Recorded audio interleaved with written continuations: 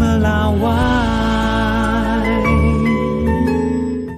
Saudara, pemerintah Kota Pontianak, Kalimantan Barat memastikan tidak akan ada celah bagi siswa titipan pada pelaksanaan sistem penerimaan murid baru atau SPMB tahun 2026. Masyarakat diminta tidak panik karena pelaksanaan SPMB murni secara online. Di Kota Pontianak, Kalimantan Barat, sistem penerimaan murid baru tahun ajaran 2026 akan dibuka dalam waktu dekat. Bagi calon siswa sekolah dasar, pembukaan dimulai 27 Juni, sementara untuk sekolah menengah pertama tanggal 1 Juni.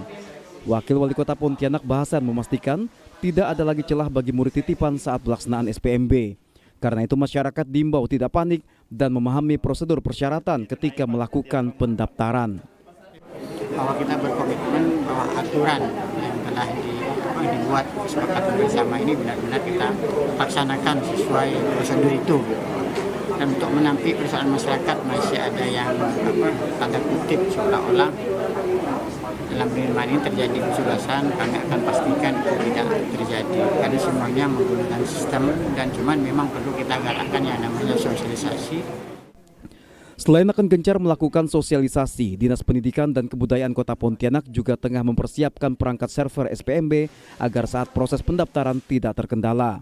Kita udah menghitung kapasitas yang dibutuhkan dan mudah-mudahan tidak terganggu. Nah, kita ini mau menggunakan sistem ini karena ada daerah lain juga sama seperti itu. Bekasi, daerah Jawa itu udah seperti itu. Untuk daerah perkotaan sih udah bisa lah kayak gitu, menggunakan yang online daring 100%. Gitu.